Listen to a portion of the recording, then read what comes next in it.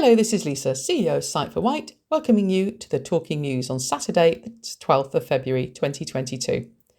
This week we've been busy pulling together the articles for the newsletter which is due out at the end of the month. The theme this month includes transport around the island, getting on and off the island, and also the relaunch of our Members Forum and local fundraising committee. If you're interested in joining either of these, please don't hesitate to get in touch with us. The Members Forum meets quarterly and gives the charity first-hand experience and ideas of what they would like us to do and any services we can help with.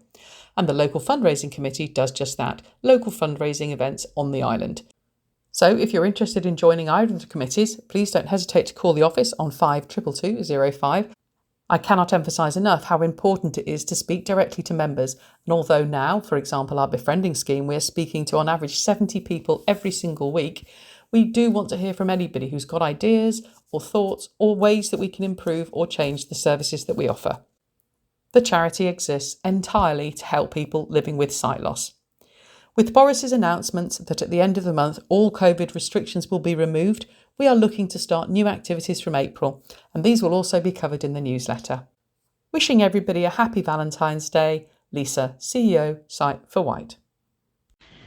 This is Chris, reading an article from Isle of Wight Radio. COVID-19 self-isolation for positive cases could end a month earlier than planned. Boris Johnson has said he plans to remove all remaining coronavirus restrictions in England a month early.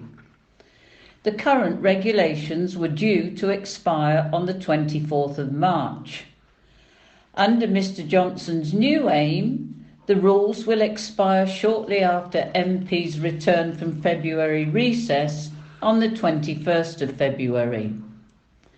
Opening Prime Minister's questions with the unexpected announcement, Mr Johnson said, "It is my intention to return on the first day after the half-term recess to present our strategy for living with COVID. Provided the current encouraging trends in the data continue, it is my expectation that we will be able to end the last domestic restrictions, including the legal requirement to self-isolate if you test positive, a full month early." Downing Street later clarified that it would not recommend anyone to go to work when they have coronavirus. Asked if the change would mean people could go to work if they had COVID, the Prime Minister's official spokesman said, "There would be guidance, but that would not be what we are recommending. What we would simply be doing is removing the domestic regulations which relate to isolation. But obviously in the same way that someone with flu, we wouldn't recommend they go to work. We would never recommend anyone goes to work when they have an infectious disease." Former Brexit Minister Lord Frost, who said he left Mr Johnson's government at the end of last year due to coercive policies on COVID, welcomed the announcement. The Prime Minister's plan to end all COVID restrictions a month early is the right thing to do and is extremely welcome. I hope the government will also make clear we will not go down the road of the coercive lockdowns ever again. As of the end of last month, people with COVID-19 in England can end their self-isolation after 5 full days, as long as they test negative on day 5 and day 6. The shock announcement to end all domestic coronavirus restrictions in just 2 weeks' time comes as the Prime Minister faces questions over his future in the job. Mr Johnson is under pressure to apologise over his discredited claim that Labour leader Sir Keir Starmer failed to prosecute Jimmy Savile. The already simmering row blew up further on Monday night when Sir Keir was mobbed by the group near Parliament. He was bundled into the back of a nearby police car as officers escorted him to safety. As he was confronted, the Labour leader faced aggressive shouts of "traitor" and accusations of having let Jimmy Savile off and of protecting paedophiles. Although he condemned the behaviour of the group, Mr Johnson has continued to resist calls, including from among senior Conservatives, for him to retract his comments about Sir Keir. The Prime Minister has, however, sought to clarify the remarks. His official spokesman said, "I think the Prime Minister was making a political point about taking responsibility for organisations as a whole." Meanwhile, members of Mr Johnson's own party have submitted letters of no confidence in his leadership amid the ongoing Partygate scandal. The Metropolitan Police is currently completing a probe into lockdown-busting parties held in Downing Street and across Whitehall, after senior civil servant Sue Gray's report in the matter found there had been failures of leadership and judgment. Elsewhere, in Prime Minister's questions, Sir Keir accused the government's financial support for households' energy bills of being a dodgy loan, not a proper loan. Last week, Chancellor Rishi Sunak says 80% of all homes in England will get a £150 discount on their council tax bill in April, while all domestic electricity customers will get £200 in October off their energy bills. The government is insulting people's intelligence by pretending it's giving them a discount, but it's not. It's a con. A buy now, pay later scheme, a dodgy loan, not a proper loan, Sir Keir said. The Prime Minister replied, "Our plan to tackle the cost of living is faster, more efficient and more generous than anything that they have set out." He continued, 27 million homes, we're giving them the equivalent of £150 rebate off their council tax. There, Labour's offers is for £89. Ours is faster, more generous and more effective. Rise of the robots. UK first AI checks in at Isle of Wight Travelodge hotels. From Isle of Wight Radio, read by Chris. An army of robots have checked into 2 Travelodge hotels on the Isle of Wight. In a UK first, dozens of RoboVac buddies have entered the company's 2 facilities in Ryde and Newport. A multi-million-pound investment has created 7,500 RoboVac buddies specifically designed to support the company's housekeeping teams, who have to clean around 44,000 rooms every day. To help lighten the workload for its housekeeping team, who have collectively vacuumed the distance from Newport to New York on a daily basis, Travelodge transported into a brave new world with its industrial AI. The hotel chain teamed up with Killis Limited, a Sheffield-based company that specialises in manufacturing cleaning equipment. Together, they engineered the UK's first industrial robotic vacuum device designed specifically for a busy hotel. The laborious mission took 9 months to complete and included the production of 5 prototypes before the birth of the Travelodge RoboVac Buddy. A buddy has been allocated to each housekeeping team member to support them during their shift. Lyra Namoni, Travelodge RoboVac Buddy trainer, said, "They have now all completed their induction training and passed their probation and are raring to get to work. There have been a couple of casualties during training. A buddy at Gatwick Airport Travelodge took a wrong turn and was found in Spain. Another at the Cambridge Orchard Park Travelodge had a technical glitch during its reception cleaning shift and bolted out of the hotel onto the streets. 94-year-old former apprentice takes trip down memory lane at Royal Yacht Squadron. Taken from the Island Echo, read by Susan. A 94-year-old former apprentice turned head chef has returned to his former workplace with this National Apprenticeship Week, taking a trip down memory lane to see what has and hasn't changed over the years. Ernest Bill Hook took a trip to Cowes to visit the clubhouse of the Royal Yacht Squadron, a place where he worked for 47 years. Bill rose to head chef in the kitchens, having initially started as an apprentice, aged 16, in 1944.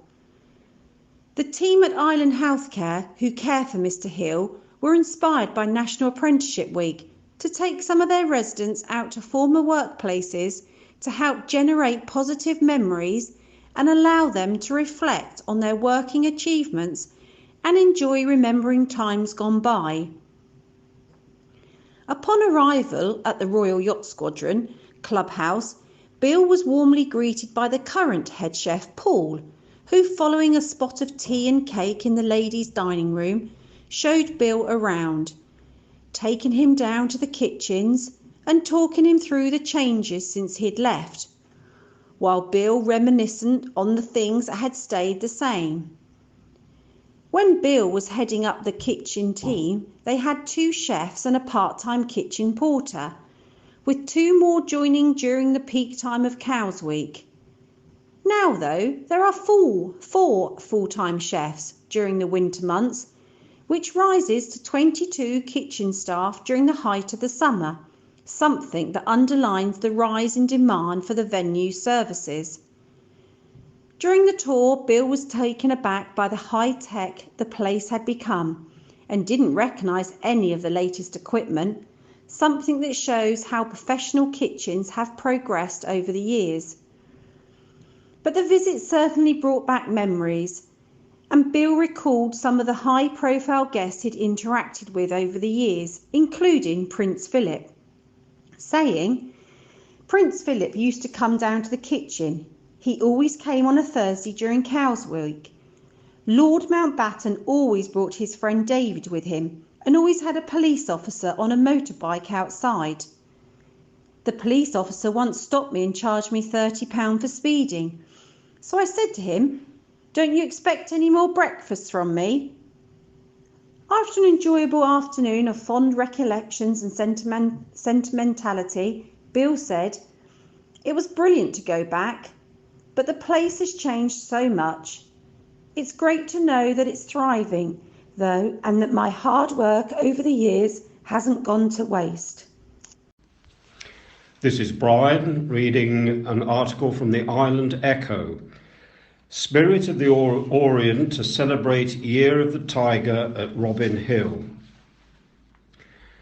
The Isle of Wight's biggest Chinese New Year event returns to Robin Hill this February as Spirit of the Orient celebrates the Year of the Tiger. With a dazzling array of award-winning illuminations and entertainment, Spirit of the Orient will be bursting with light every evening from the 18th to the 26th of February 2022. Follow the flowing lanterns to the top of the ancient woodland and uncover the entrance to the Chinese New Year show. Chase the evil spirits of the past away with this mesmerizing performance of Chinese lion dances, the Great Dragon Procession, and water sleeve dancers accompanied by a unique soundscape. Then follow the 12-metre dragon on its journey deep into the illuminated woodland and marvel at the stunning light exhibits and large-scale inflatable installations along the way. For those planning a romantic evening with that some special someone, treat yourself to a bottle of bubbly under the boughs of the great marble arch before making your way to the brand new Heart of a Tiger light show. Welcome the prosperity of the new year with the fusion of sounds, vibrant colours, illuminations and oriental flavours at Spirit of the Orient. Book your experience now at www.robin-hill.com/spirit. Robin Hill have teamed up with the Wild Heart Animal Sanctuary and their charity, the Wild Heart Trust, to celebrate the Year of the Tiger at Spirit of the Orient. Not only will you have the chance to learn more about this amazing cause at Spirit of the Orient, but this year you can donate with the click of a button. Simply add a £1 donation during the checkout process. This is Chris, reading an article from the Island Echo.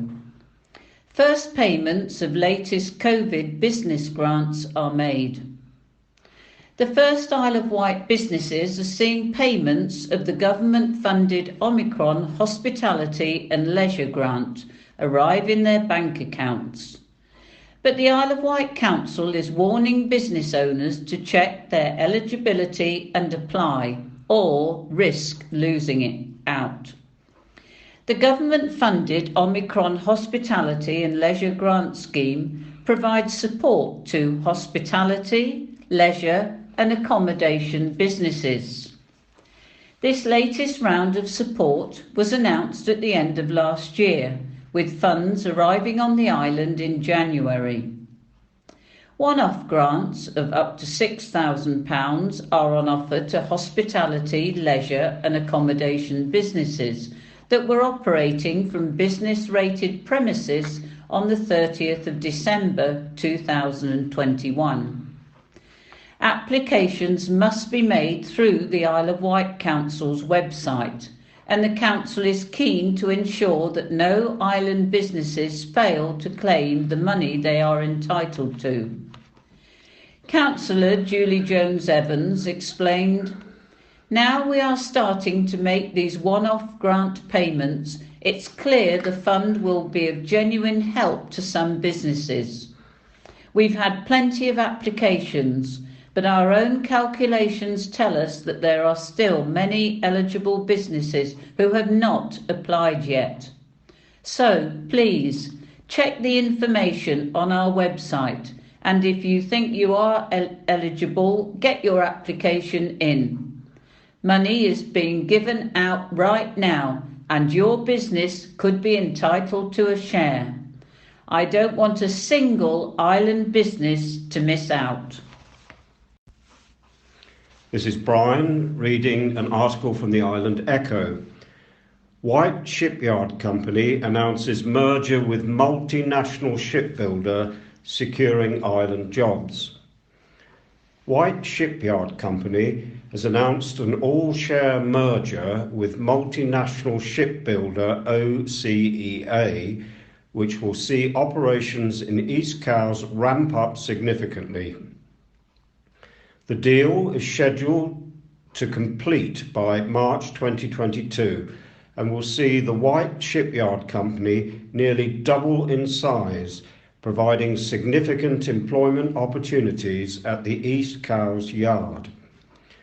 Speaking about the merger, Peter Morton, CEO of the Wight Shipyard Company, has said, "This is a transformational deal for the Wight Shipyard Company and for the Isle of Wight, confirming the resurgence of the shipbuilding industry in the United Kingdom."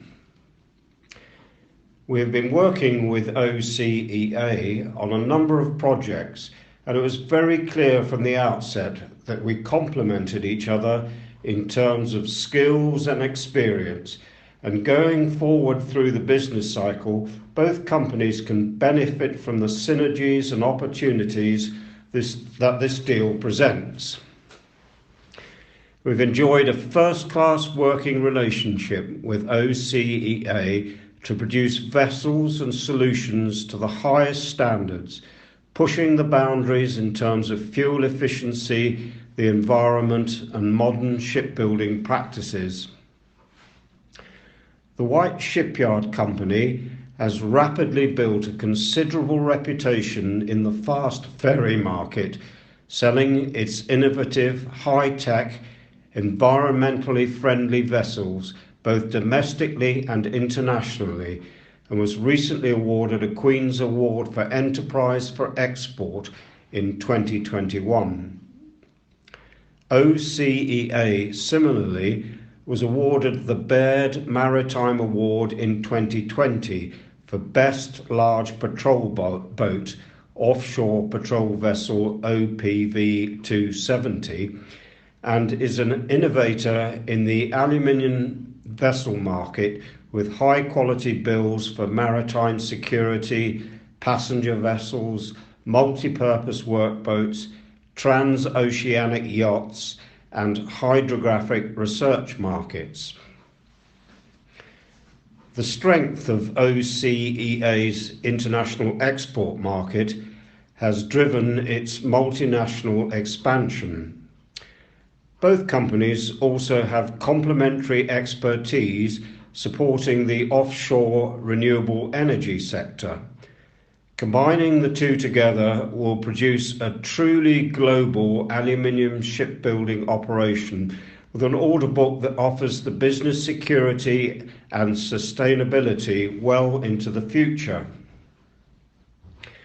Roland Joassard, CEO and founder of OCEA, is excited by the deal, saying, OCEA is expanding internationally to respond to strong demand in these markets and appreciates the new global Britain and refreshed national shipbuilding strategy outlook.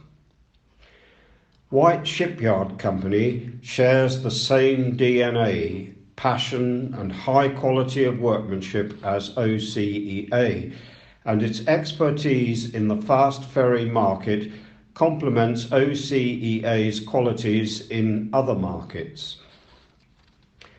Having worked with the Wight Shipyard Company and Peter's team in a number of ways already, we feel that we are the perfect partner to develop global orders for the fast ferry and offshore renewable energy markets. Based at their primary yard in Les Sables d'Olonne, OCEA employs more than 500 skilled operators with further facilities in France, the Caribbean and the Philippines.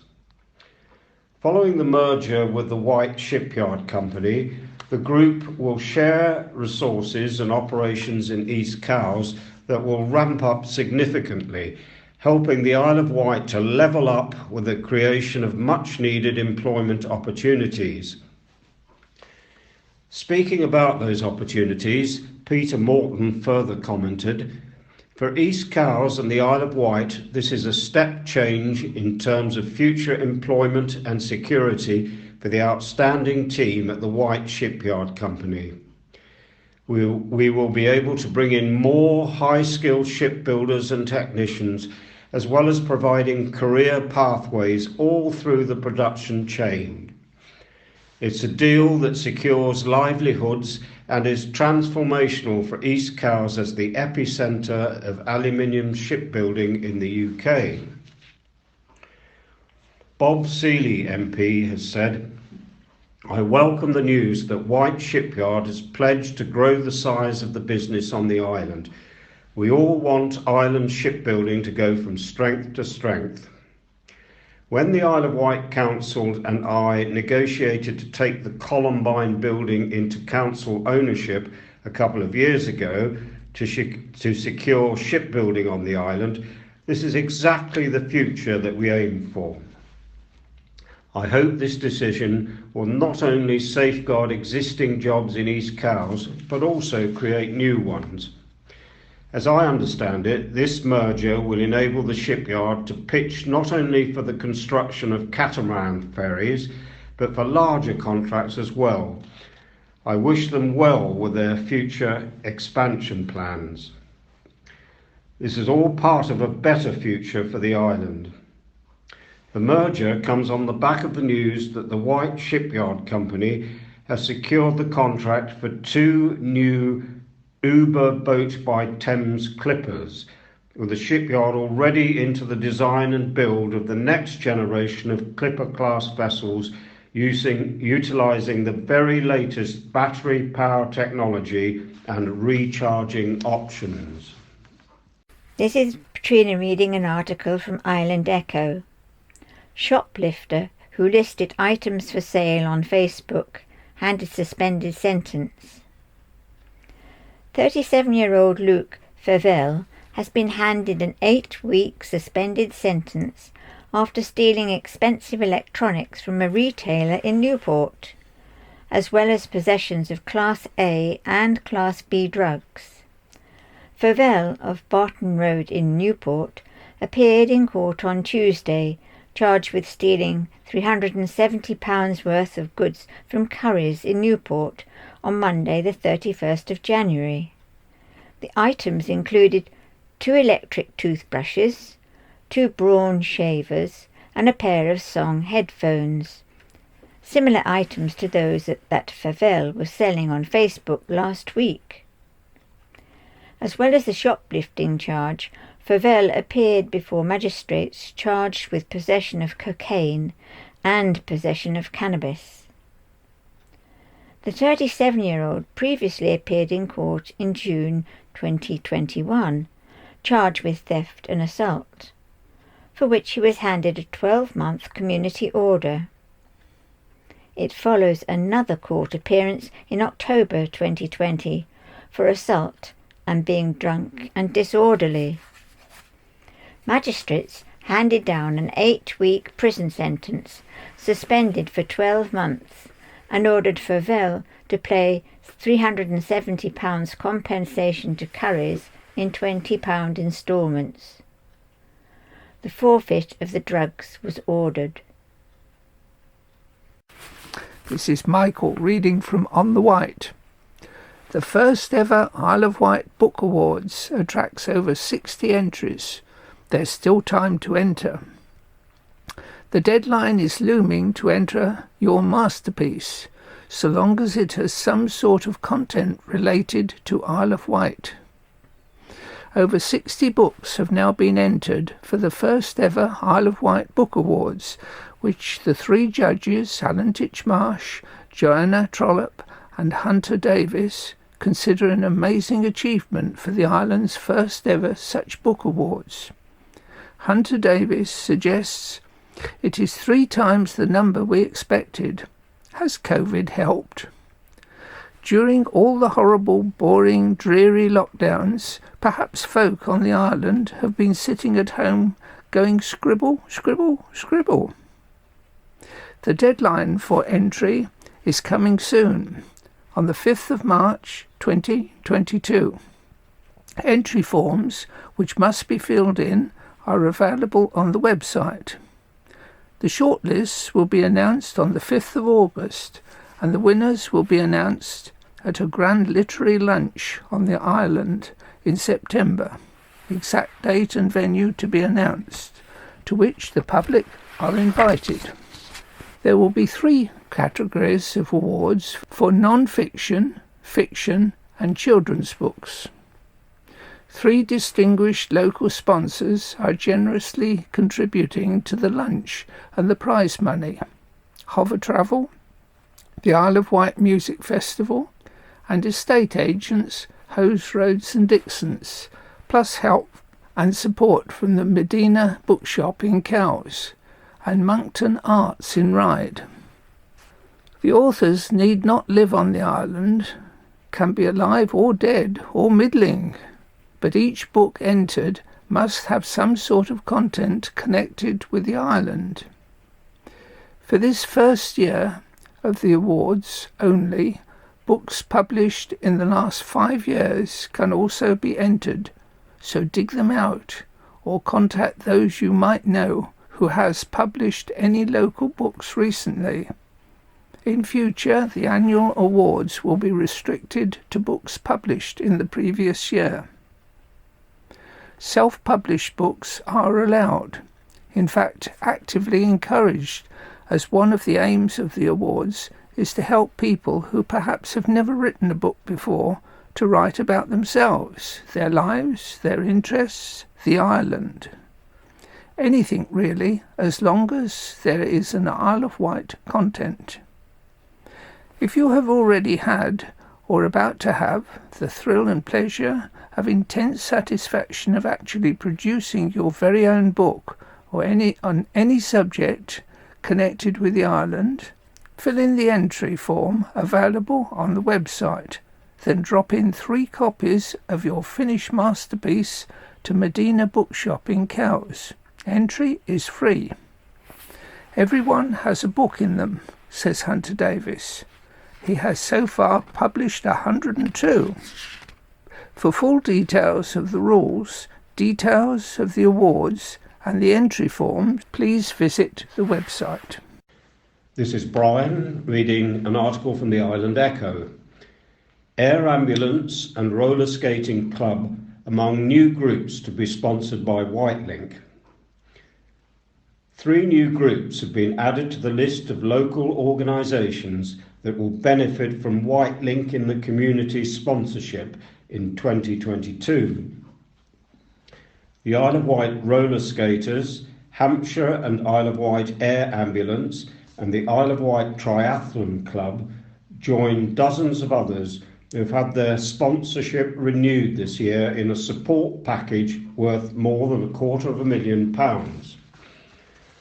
Wight Link Chief Executive Keith Greenfield says, "We are committed to supporting a wide range of charities, sports and arts groups whose activities play an important role in enhancing the quality of life on the Isle of Wight, particularly for young people.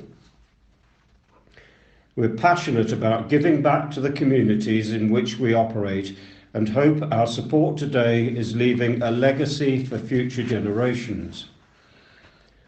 The Isle of Wight roller skaters applied for assistance as they are looking to build the skills of members by training on the mainland.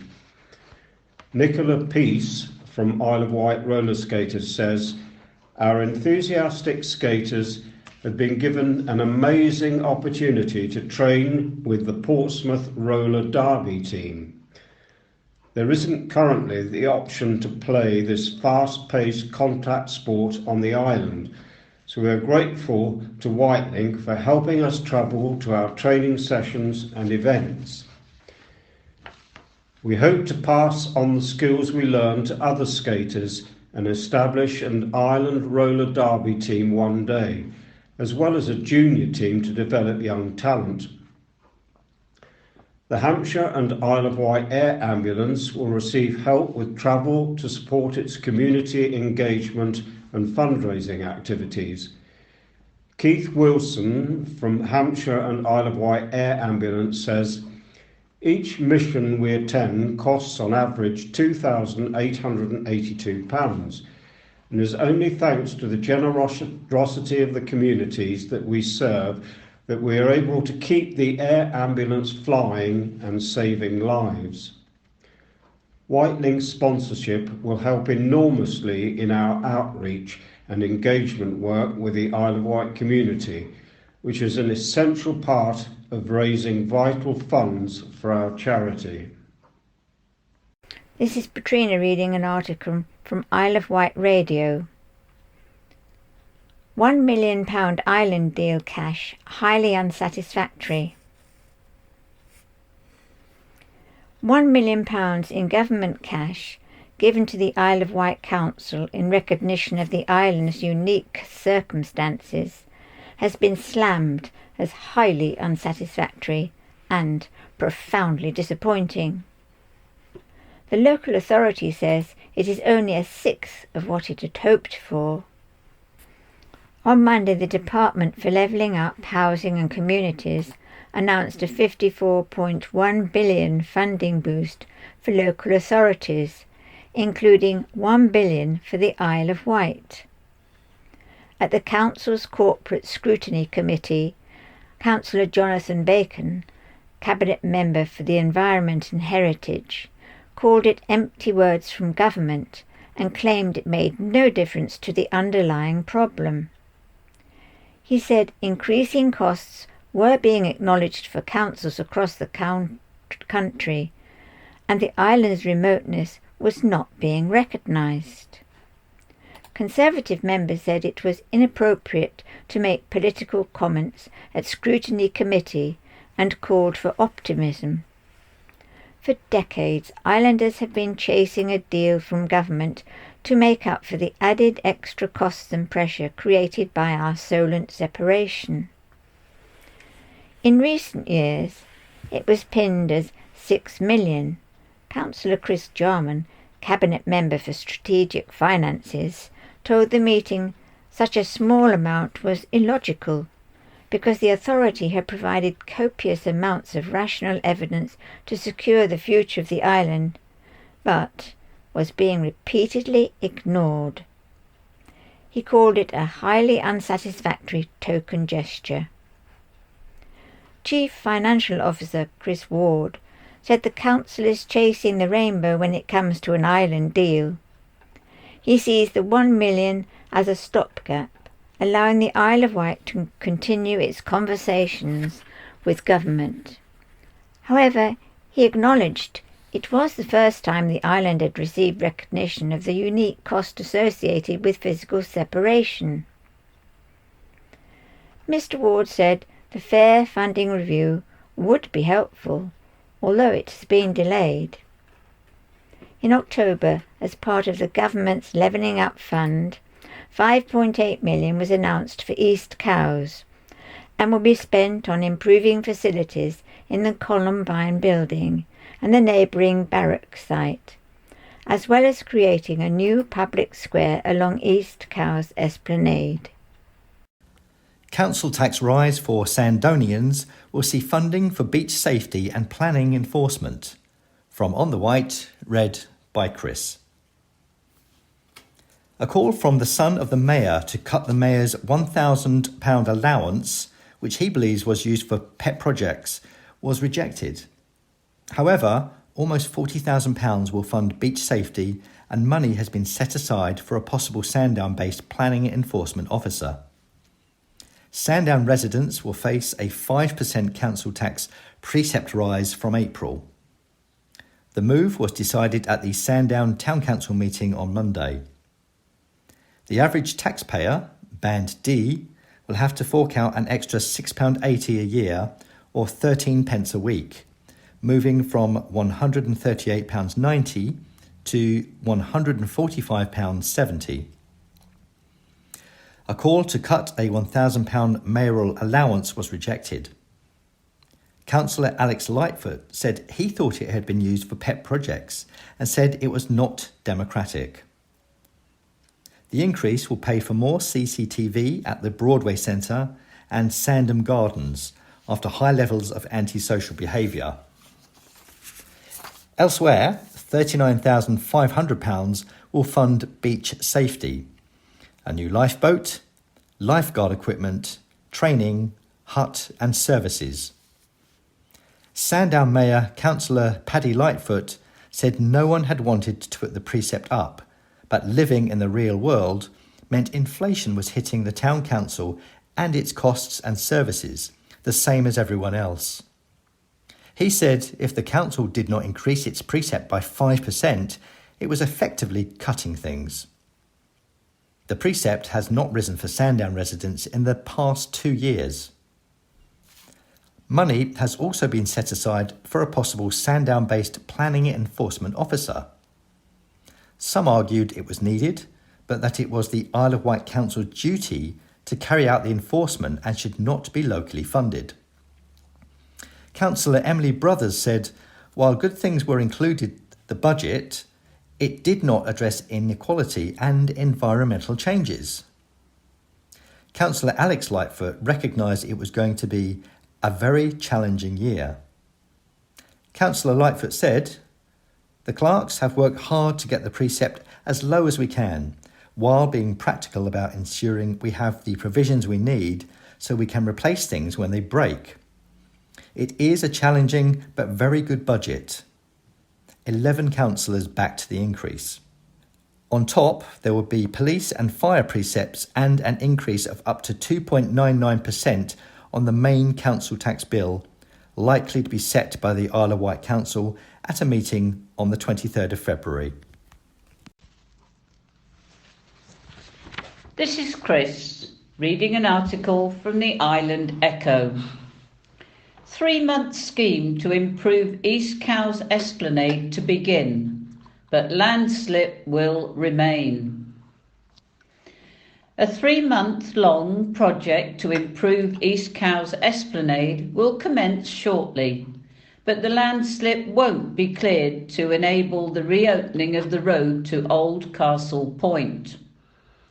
In 2019, the Esplanade was nominated by local people as an area regeneration priority, and so the project appeared in the Council's Inspiration Island Regeneration Strategy. Since then, the Isle of Wight Council has been working with East Cowes Community Partnership and East Cowes Town Council to identify funding to start the work. In 2020, the local community donated over £27,000 of sponsorship towards the project, following over 1,000 hours of volunteer clean-ups to make the site ready.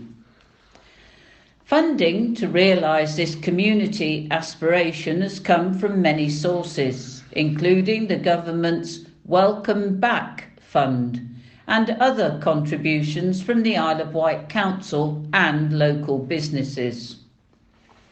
With pandemic restrictions easing, John Peck Construction has been awarded the contract to undertake the project, which will take around 3 months to complete.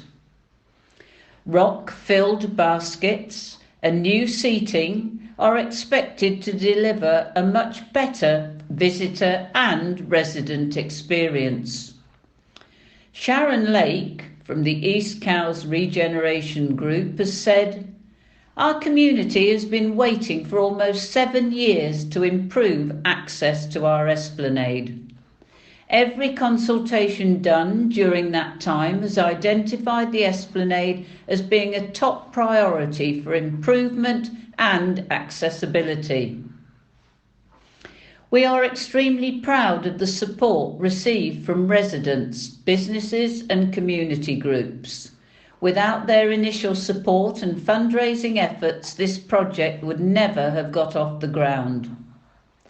Residents raised an initial £15,000 and the rest of the community funding, including contributions from East Cowes Town Council, Sovereign Housing and community groups including the Schrape Swimmers, who undertook a virtual round the island swim during lockdown.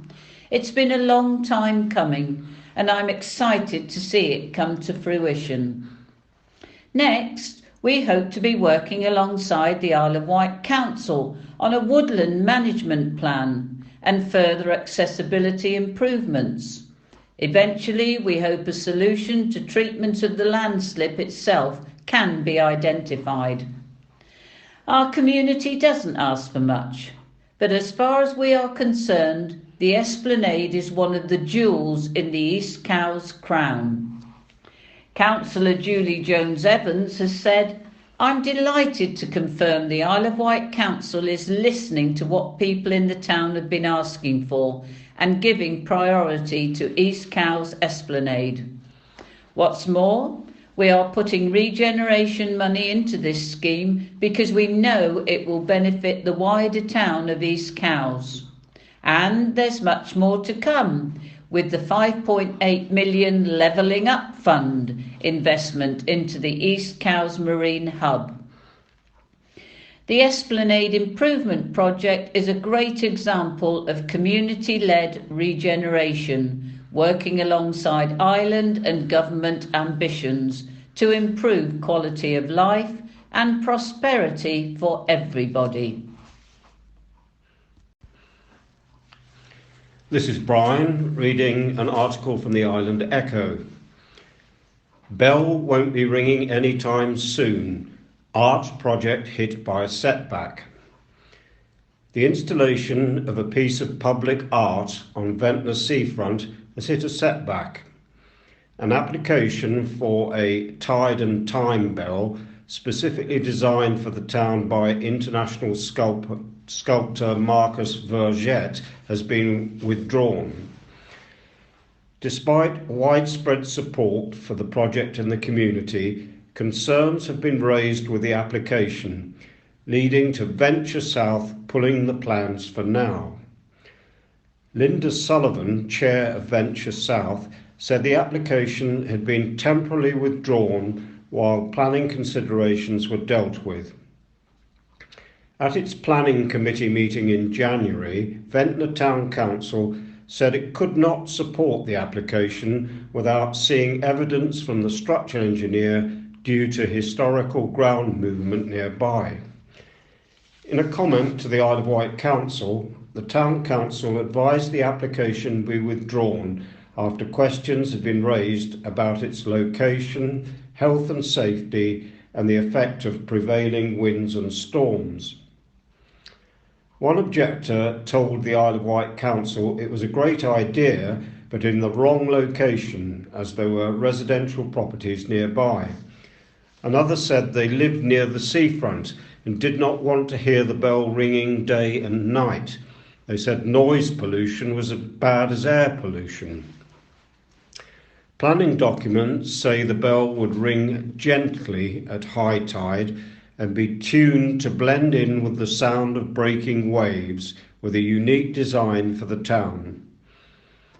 The bell was to be around 1.6 metres tall and located at the bottom of the steps next to the rotunda bandstand between the high and low tide marks. In its heritage statement, on behalf of the applicant Venture South, Rainey Petrie Architecture says it is hoped the bell will add to the development of the cultural scene in Ventnor by inserting a significant piece of public art into this unique and historic setting, with its strong and lasting relationship with the sea. This is the second part of the Talking News, read by myself, Morris. And myself, Tressa. And before we start the second part of the county press, here is this week's Society's news. The swimming group at Medina is held every Monday. The cost is £5 for swimming. Transport is available if required. Swimming is between 1:30 and 2:30 p.m. and if you would like to join, please call the office on 522205 for more details. Coffee and Chat is on every Wednesday morning at Millbrook House, 10 a.m. to 11:30, only £1 for cake and coffee. Please come along and chat, and members of staff will be there for any assistance with equipment and information. Our monthly book group is held once a month at Millbrook House. We are always looking for new members to join, so if you enjoy reading, please call the office for more information. The group is free to join and the book can be in either CD or memory stick form. Our Mix and Mingle group is held every Thursday at Millbrook House. Transport again is available if required. And this week, the group celebrated Christmas and even enjoyed a visit from Father Christmas. The next stride is planned for Friday the 25th of February. More details to follow, but if you would like to join the striders on their monthly stride, please call the office. The walk is normally around 5 miles, followed by lunch in a nearby pub. And our next golf session at Westridge Golf Centre Ride is on the 27th of February. If you'd like to go along and try, please contact the office for more information. The group have several vacancies and always welcome new members. And if any of our members, family or friends would like to knit some Easter chicks for our fundraising Easter campaign, please call the office for a pattern. We are always very grateful to willing knitters who help us raise vital funds for the charity. Now we're moving on to letters to the editor. This is headlined Schools Further Debate Needed by Eric Hemming. Chair Ed Wise at the Isle of Wight Chair of Governors, Oakfield CEVA Primary, Ryde, member of Landsend Primary Academy. Two headlines caught my attention in last week's edition in the county press dated the 4th of February. Village school still looks set for closure and more funding needed in schools. Both articles carry welcome content, but the number of school places exceeding demand in certain parts of the island remains an issue. This is partly because of the drop in births and partly as a result of the continuing increase in homeschooling, among other reasons. While I agree that we should always be pressuring central government for proper recognition of Isle of Wight needs, particularly for those of our children who have special education needs and or live in deprived circumstances, surely we would strengthen our case if we made much better use of the resources we have already and demonstrated it accordingly. That would mean closing surplus capacity, not just in West Wight and Chillerton and Rookley, these are no-brainers, but in other key areas. This could have a significant positive impact on school finances and spread scarce resources, such as top-quality teachers and leaders, much more effectively. The local authority declines to take a pragmatic strategic view because politicians do not have the appetite to explain the reality to island residents when it means risking losing votes, as the loud minority of parents inevitably make a big noise in defending the status quo, even when this may not be in the best interests of island children and young people as time goes by. This needs an open, honest and informed debate, in my view. The next letter is from Matt Weaver from Cowles, and he entitles it Comedy Gold. He says, "OK, I'll come clean. Ever since the image of Boris Johnson stranded hanging from a zip wire waving two Union Jack flags, I've known his premiership would be nothing short of comedy gold. Boris hasn't disappointed. He's delivered in spades, quickly learning never to appear with sixth formers. They ask too many difficult questions, far better to be filmed amongst a group of nursery children while painting pictures of Peppa Pig. Normally, there's an anxious teacher looking on in the background, wondering what the educational value might be for the children. Another recent favourite, of course, is elbow-bumping his way through vaccination centres. And I'm sure we can all remember the all-time classic, Boris crashing through the brick wall on a JCB with the slogan, "Get Brexit done." With talk of an energy crisis looming, Boris appears anxious to show himself as one of the people, taking every opportunity to be seen wearing a high-vis jacket, hard hat, and basically getting down with the British working man, or showing that he can drive a tram for a couple of metres while managing to still keep it on the rails. The visual messaging has been a delight with Partygate throwing everything into hyperdrive. But is all the media spin going to plan? Perhaps one of the funniest recent pieces of theatre appeared on the day Boris flew to the Ukraine to illustrate that he was a serious global statesman. On the lunchtime news, they showed Morris getting out of his limousine holding a very important-looking red folder. Way in the distance is a woman seen hurriedly running towards the PM. As she reached him, she snatches the red folder out of his hand and turns away. Alas, the hilarious footage was swiftly cut in later news bulletins. Of course, the day before, the news media reported concerns that the PM might be a security risk, citing an apparent tendency to be a little cavalier with his red box, leaving it open in his flat, no doubt another Dom bomb. Back to getting down with the working man, the latest PR wheeze was palling up with best mate Rishi with a good old Nigel Farage-style British pint-pulling session. Alas, that didn't go too well either. While Boris smacked back the pint, Rishi placed his untouched on the counter, showing he was perhaps a more serious, sober politician and not a number 10 party animal. The question is, if Boris goes, who can possibly replace him? My money is on Michael Fabricant, but whoever it is, let's please keep the comedy show on the road. Charity says thank you from Doreen Gant, who's a committee member of the Isle of Wight branch of the MND Association. She writes, Myself and Jenny Lewis from the Isle of Wight branch of the Motor Neurone Disease Association were delighted to receive a cheque from Sally Martin, the chair of the Northwood Floral Art Group recently. Like all charities, we have struggled during the last 18 months as fundraising virtually stopped. But we didn't stop supporting people living with motor neurone disease, so a £100 donation is very gratefully received. The next letter is from Margie Ambrose from Ladbroke Grove in London and is entitled Better Attitudes to Waste Needed. She says, a friend of mine, a Lithuanian woman of 60, would rise every day in January before dawn in the far west of Cornwall to pick daffodils. In rain, hail and even snow, she would bend and pick, while her hands became red and raw with the cold and slippery stems. The English rarely take jobs as punishing and as poorly paid as this. I thought of Elena on Monday evening. I was making a late visit to the co-op in East Cowles, the honest, ethical, moral leader co-op. A young man was piling good food into a rubbish bag for wastage. Oranges, tomatoes, fresh baked bread and 6 bunches of bright daffodils, not even fully opened, to bring no cheer to anyone. Not a foodstuff surely, so why would their date matter? And I thought of the planet and the huge efforts which many of us are going to try and save it. And perhaps most of all the homeless, who in their drafty doorways could do with the vitamin boost of an orange against the winter. Surely we can do better than this.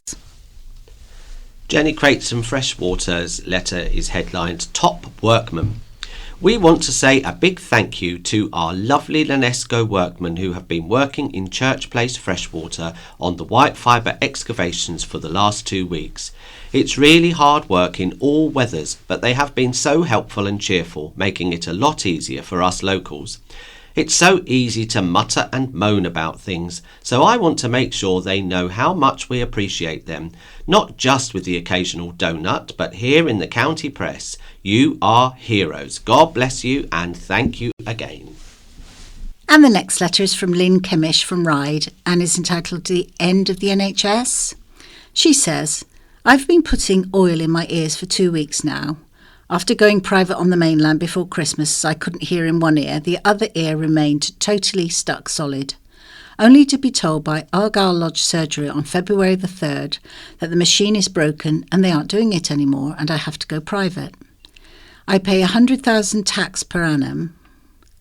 I do have private health insurance, but it doesn't cover small procedures like ear syringing.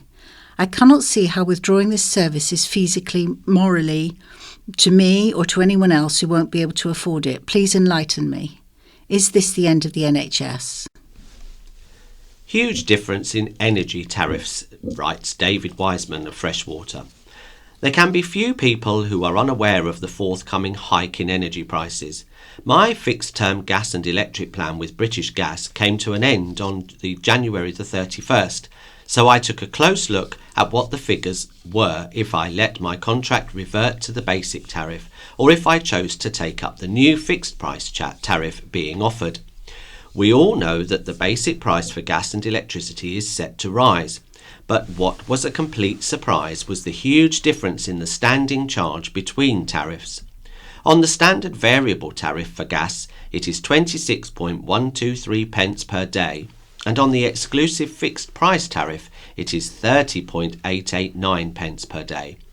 For electricity, the standard charge is 24.113 pence per day, and a staggering 44.551 pence per day for the fixed price tariff.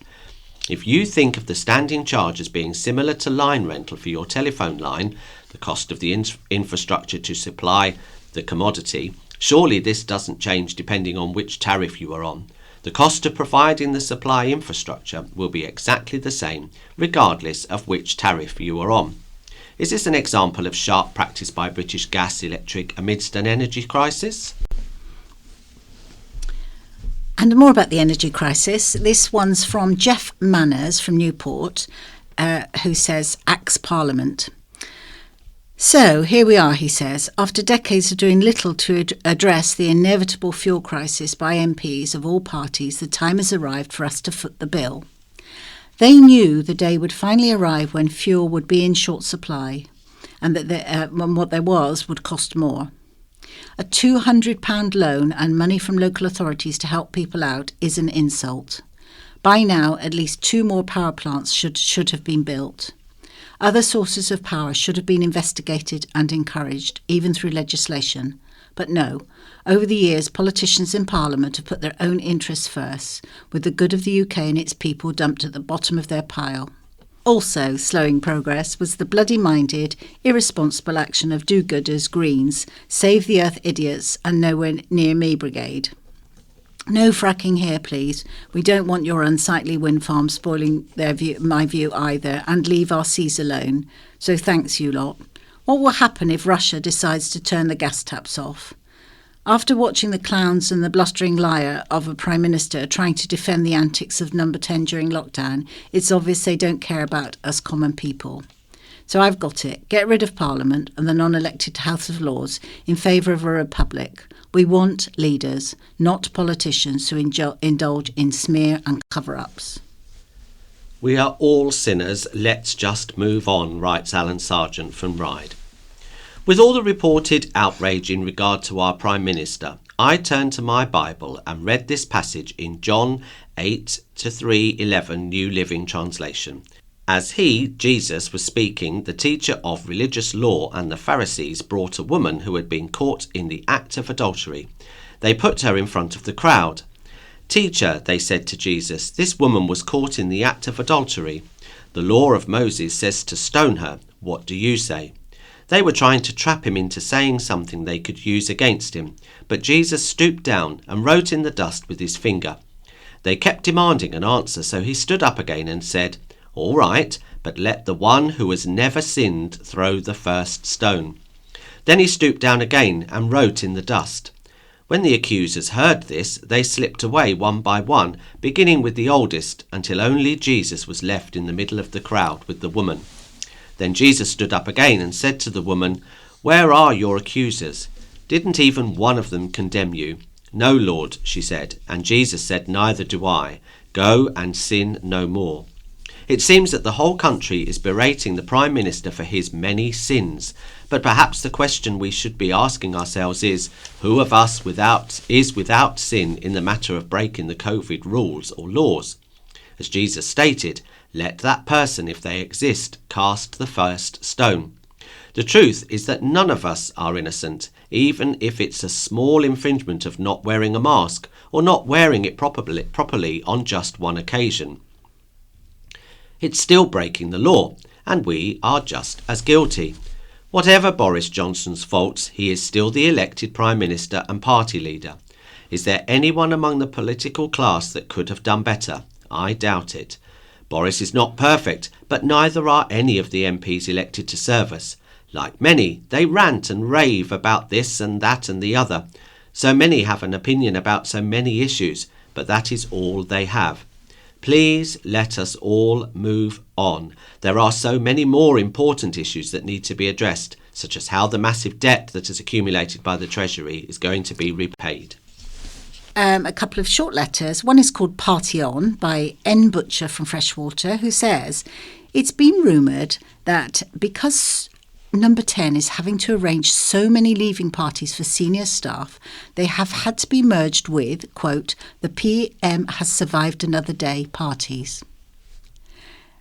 And finally, a small joke from Derek Moore from Wootton Bridge, who talks of floaty fun. He says, "A new, more appropriate name for the floating bridge, the joking bridge." Now we're going on to My View, and this is from Matthew Chatfield, and it's headlined, "Island rivers are a little bit different." There's always something people don't always notice about the island that is obvious once you point it out. We don't have much in the way of fresh water, tidal estuaries, yes, but the biggest rivers we have that are not salty would barely count as a stream on the mainland. As for inland ponds and lakes, there are hardly any, and those that do exist are almost all of human construction. So why is this, and what does it mean for our island habitats and species? The most obvious reason is that it takes a big area of land to supply water to a river catchment, and we don't have much land. The longest river we have is the Eastern Yar, at only 12 miles long. No wonder it doesn't manage to become a huge watercourse in that short distance. We even show an entertaining lack of imagination when it comes to naming rivers. Of the 3 main ones, 2 are called the Yar. It might be neater to just call the Medina the Middle Yar. Another reason is the chalky uplands which soak up rainfall and don't form streams or ponds. Much of the higher ground on the island is entirely free of natural surface water. This means that those rivers, streams and ponds that we do have are all more valuable. They are also unusual in the way that many island habitats are, because of what is not there as such as what is. We have rarely seen otters on the island, and in the days when feral mink roamed the mainland, we never had any in the wild over here. This is part of the reason that island riverbanks remain one of the most important refuges in the county for the rare and declining water vole, the British mammal most famously known as ratty in The Wind in the Willows. Small tangled ditches and dried out stream beds are easily overlooked, but here they could be essential habitat for small populations of freshwater species that are found in few other places on the island. People are often tempted to tidy up places like this. Cleaning out ponds and dredging waterways used to be a regular task for nature reserve managers. We're now a lot more cautious, aware that muddy puddles and poorly drained corners can be vital places for wildlife. This is different from most parts of the mainland, where rivers and lakes are much more common. But save your sympathy, Overners, we are fine as we are. As well as the wildlife, we island folk have also adapted well to the shortly supply of fresh water. All that wild swimming craze that is in the news these days is just seawater off a duck's back to us. We've been swimming in the sea since we were nippers. We have no need of a river or lake to splash about in when we are never more than a few minutes from the actual wild, wet sea that encircles and defines our lovely island. And the next article is by Superintendent Jim Pegler, District Commander for the Isle of Wight, and is entitled Listening and Responding to Our Community. So Superintendent Jim Pegler says, I have had the chance to meet a number of officers and staff working on the island as I've settled into the District Commander role. I've been impressed with their teamwork and the outstanding effort officers and staff are involved each day to make this community a safer place to live and work. In the last couple of weeks alone, we've seen some positive outcomes for the community and victims of crime. On the 21st of January, 26-year-old Qasem Saeed was jailed for 13 years for aggravated burglaries targeting elderly and vulnerable people. Truly frightening incidents, but the victim's courage shone through in the court. This, coupled with the tenacity of police teams involved in the investigation, has seen this man locked up for a very long time. Last week, 56-year-old Henry Henderson was jailed for more than 9 years following a huge £2 million drug seizure back in 2016.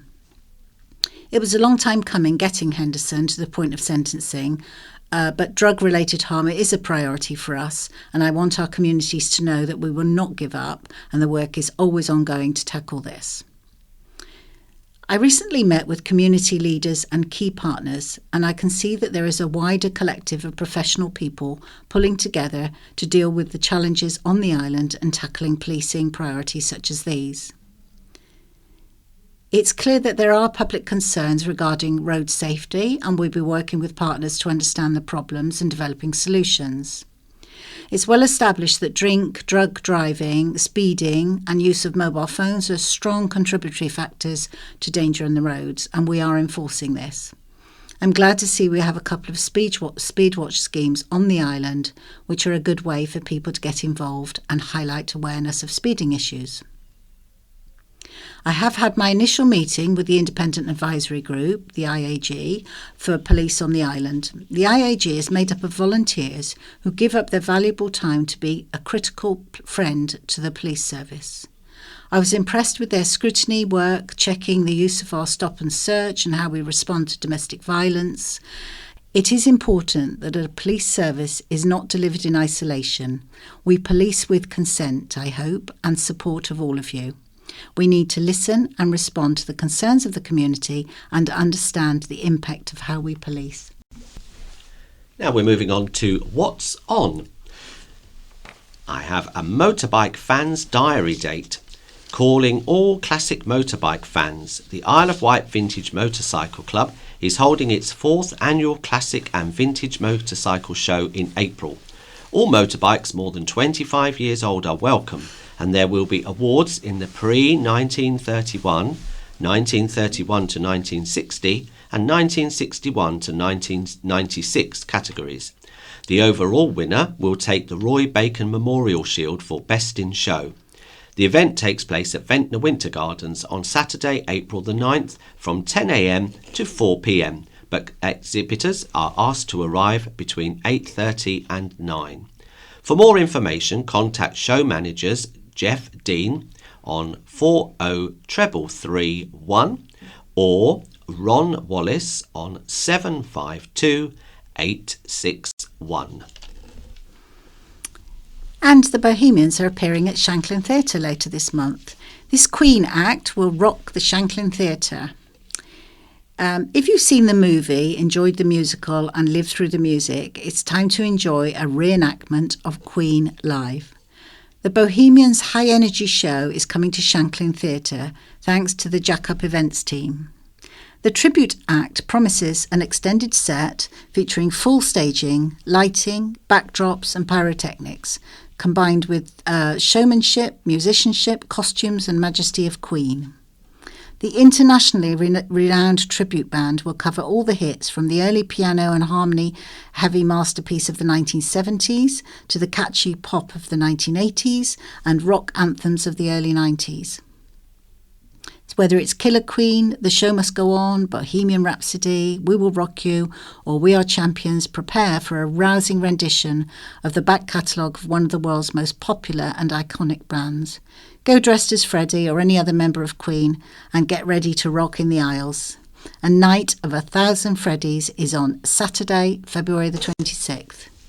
Also on at Shanklin Theatre throughout February and March, we have Cold Place, and they're playing on Sunday the 13th of February at 7:30.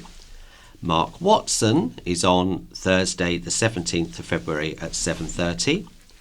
The Rolling Stones Story, they will be appearing on Friday the 18th of February at 7:30. Calabro will be performing on Saturday the 19th of February at 7:30.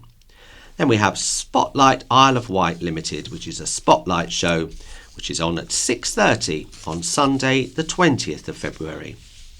Father Brown appears on Tuesday the 22nd of February to Thursday the 24th of February at 7:30. And there is also a matinee on the Wednesday at 2:30, which is on the 23rd of February. As you've just heard, A Night of 1,000 Freddies is on Saturday the 26th of February at 7:30. And finally, Simon Brodkin appears on Thursday the 3rd of March at 8 p.m. We're on to additional news now. And this is Wight Care increases on cards. The cost of supporting vulnerable islanders to live independently is expected to rise this year and will potentially go up again next year. In the 2022-23 budget papers published last week, the Controlling Alliance Group revealed plans to raise £101,000 by raising the price of the Wight Care service. It provides technology, living aids, round-the-clock monitoring, welfare calls and other solutions to ensure those who need help can remain in their homes. The council says charges have not gone up since 2018. Now, fees could rise by up to 13%. A 36% increase would make it break even, but councillors admit that cannot be achieved in single price hike, which charges could increase. The one-off installation charge for the service from £80 to £90, monitoring from £6.80 to £7.70, monitoring and response from £9.72 to £11, telecare from £11.25 to £12.73. Leading Isle of Wight Council members say the current charges are not reflective of the actual cost of the service and argue it requires extensive subsidy. Overall, £3 million in savings must be made when the authority meets on February the 23rd, with a council tax rise of 2.99% very likely. So the police are investigating after 2 reintroduced white-tailed eagles from the Isle of Wight were found dead in the south of England. An investigation is now underway to determine the cause of the deaths.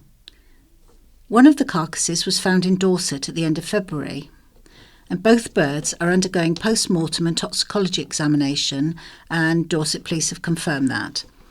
The birds are extremely rare, and we ask for the public to be vigilant and report any information they may have regarding the death of these birds. Last year, the government agency Natural England gave the go-ahead for another scheme to release up to 60 white-tailed eagles, which mostly feed on fish, over 10 years in Norfolk. The last pair to breed in southern England nested on Culver Cliff on the Isle of Wight in 1780. They were first reintroduced on the island in 2019, and 2 further releases have taken place since. 4 months to clean up eyesore is the headline for this article. The Isle of Wight Council has put its foot down and is demanding the owners of the derelict and dilapidated Ocean Hotel on Sandown seafront tidy up. A formal notice has officially been served to Phoenix Commercial Property Development, the latest owners of the building, and will take effect from March the 11th if they do not lodge an appeal. The almost 200-year-old building has become one of the biggest eyesores on the island after standing empty for many years, and has become the target of vandalism and arson attacks. In May last year, around 100 firefighters, including crews from the mainland, tackled a blaze that affected all 4 floors and worsened the hotel's condition. On Sunday, police were seen searching in and around the hotel with police dogs, and 3 people were arrested in connection with the incident. Investigations continue. Now, following multiple calls from the community, the Isle of Wight Council is taking the first step in forcing the owners to do something with the building. A council spokesperson said the owners will have 4 months from March the 11th to carry out the work, and officers will assess the site once that time has expired. They said the council considers the current appearance of the building and its ground significantly harm a key area of Sandown, and provided the works are carried out, this will result in an important improvement to the High Street and seafront. The notice lays out 13 actions to be completed by May the 11th. They include removing the steel supports from the former entrance canopy fronting the esplanade, cutting all vegetation down to ground level, removing the waste and applying a suitable weed killer, removing all building materials, litter and vegetation, cutting back hedgerow, removing trailing ivy, repairing boundary fencing next to the High Street, cleaning all windows and door glass panes fronting the High Street, cleaning the door and window canopies serving the main entrance to the hotel and first floor windows of the King's Bar so they are free of mould and dirt. 2 further steps have to be completed by July the 11th to see the rendered elevation fronting the High Street cleaned. Following that, any flaking paint or defective masonry or render should be removed. The landowners can appeal the notice to the Magistrates' Court. Failure to comply could see the council prosecuting the owners and or carrying out the work and recovering the costs. And MP calls for action on dentist crisis. MP Bob Seeley has told Parliament that it is almost impossible to find an NHS dentist here, and has called for more to be done to encourage overseas experts to base themselves in the UK. Mr Seeley said the island, like other areas, is significantly suffering. He took part in a debate just days after the government announced a one-off additional £50 million for NHS dental services. Mr Seeley warns of the immediate consequences of this, that the immediate consequences of this is not only sore teeth and toothache, but actually is dangerous, citing concerns over oral cancers. Mr Seeley called for the government to grant the General Dental Council greater discretion on overseas dental qualifications. He also wants an adaptation course to help experienced, qualified overseas dentists to work here. Mr. Seeley also wanted a measure to recruit 1,000 new dentists within 12 months. He said that would be specifically targeted at the Indian subcontinent, which, according to dentists and dental experts, produces very high standards of dentists. I have a headline that reads, Terry lights up the new year for 2 charities. 2 good causes have been supported by the kind donations left at Long Lane Christmas lights. In his 22nd year of lighting up his Newport home for charity, Terry Ramplin was proud to hand over cheques for £2,250 each to the Isle of Wight Prostate Cancer Support Group and Daisy Chain's Isle of Wight. The money was raised when people donated in return for viewing the lights.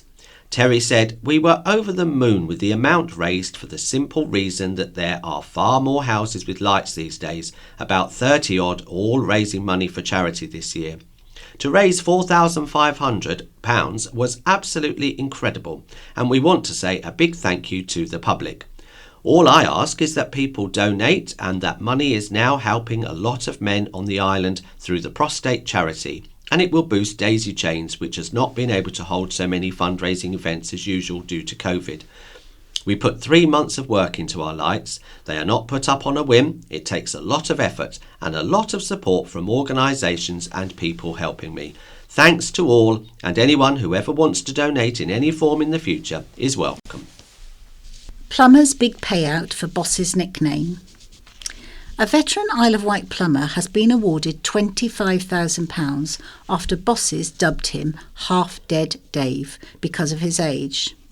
Dave Robson, who was 69 at the time, was regularly called Half Dead by Clark's mechanical colleagues working on the site, and the derogatory nickname was then used by his bosses too, an employment tribunal heard. They claimed it was banter, but the tribunal heard it left Mr. Robson feeling saddened and embarrassed. He later lost his job when the company selected him for redundancy following a point-scoring system which rated him as lower than the other staff. However, the tribunal ruled that the system was unfair and there was no justification for the low scores awarded to Mr. Robson, who is now 71. It also said that his half-dead nickname proved that his status as the oldest employee at the firm influenced their decision to sack him.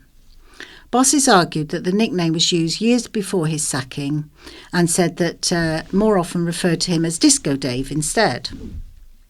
But the tribunal ruled that Robson had been both discriminated against due to his age and unfairly sacked, and awarded him £25,000 in compensation, £7,000 of which was awarded purely for the name-calling.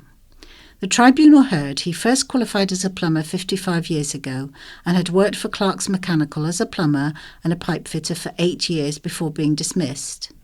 Mr. Robson was the oldest skilled worker out of some 17 gas engineers and plumbers at the firm in Cowes.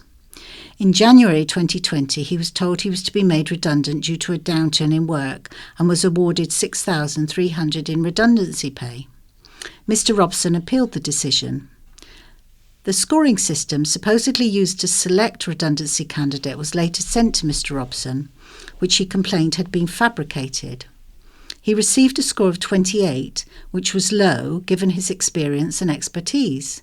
His score for performance was the lowest other than that of a junior trainee. During one incident in 2015, his supervisor, Lee Pittman, admitted using the nickname when telling another worker, Tom Fox, to take equipment to Mr. Robson. Mr. Robson told the tribunal, "It was saddening. To me, the most saddening thing was that the term originated from a member of the management. To the end of my employment, I was regularly referred to as Half-Dead Dave. Half-dead what? Because I'm old. It wasn't easy to sit and explain that to my family." Mr. Robson took Clark's to an employment tribunal in Bristol, complaining that he had been unfairly dismissed and discriminated against on the grounds of his age. Employment judge Martha Felicity Street ruled that he had been discriminated against because of his age. In respect of the name-calling, the tribunal awarded a further £7,000. That reflects a long-standing use of the name and its frankly derogatory reference to his age. This was discrimination on the grounds of age, plain and simple. Discrimination of any form is not just banter. This is accepted across society at large. Mr Robson won both his claims and was awarded a total of £24,926.14. Adrian Baker, regional organiser of the GMB union which supported Mr Robson's case, said, "It would sometimes appear that there is a greater prevalence on the island than elsewhere for employers who simply wish to ignore UK employment law and good advice given by GMB and to instead replace it with some form of a local approach." Isle of Wight Council's Chief Executive to leave by Laurie Little. John Metcalfe is to leave the Isle of Wight Council after 6 years as Chief Executive and nearly a quarter of a century of service for the local authority. In his letter to council members, shared with the county press, he said it was a difficult decision to move on. He is now expected to take up the role of Chief Executive with Cumbria County Council. He was the island's highest paid officer last year, earning £132,358 plus £250 classed as other, equalling £132,608. His pension of £31,104 took the cost to taxpayers to £163,712. He said, "I will always be grateful for the many wonderful opportunities and experiences I have had working for the council, and will look back on my years here with much pride and fondness. I hope you will feel that I leave the council in a better place than when I started in my role as Chief Executive." He paid tribute to the many wonderful officers and said he hoped members would continue to cherish and nurture them as I have tried to do over the last 6 years. Council leader, Councillor Laura P.C. Wilcox, paid tribute, saying Mr Metcalfe had been a dedicated servant to the council.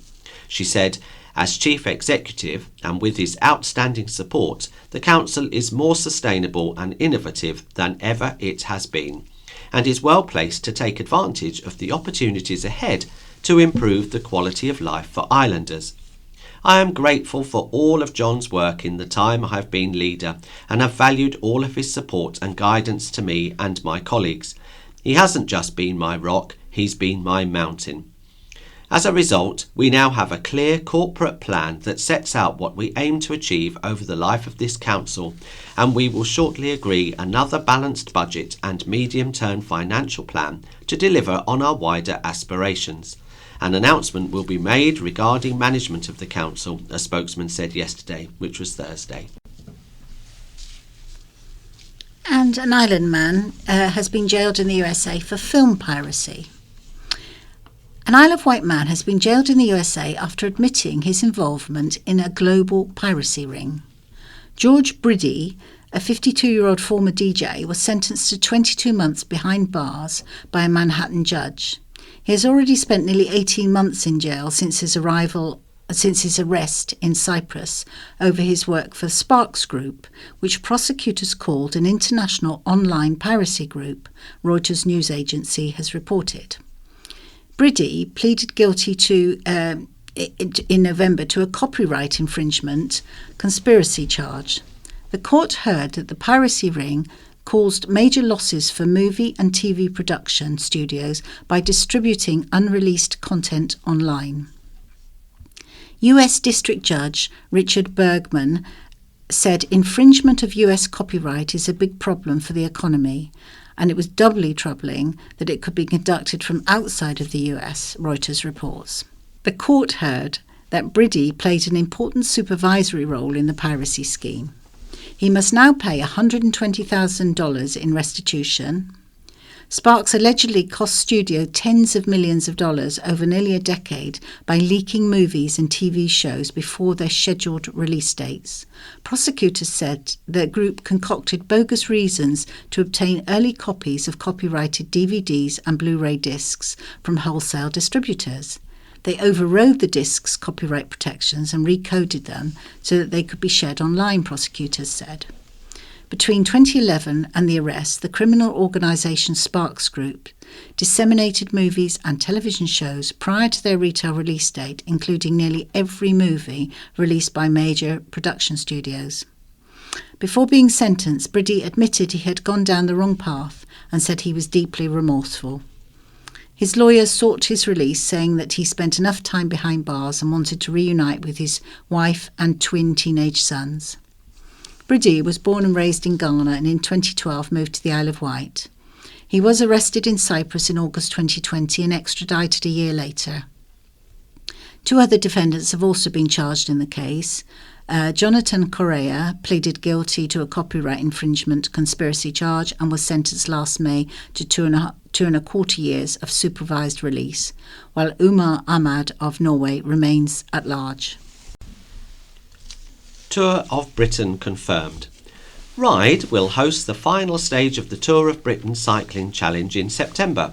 Calling on businesses and communities to embrace the event, Councillor Julie Jones-Evans, Cabinet Member for Regeneration and Business Development, said, "This is a fantastic opportunity to showcase the stunning landscapes of the island as a top-class cycling and holiday destination, as well as providing a stern test for the riders in what will be a challenging finale."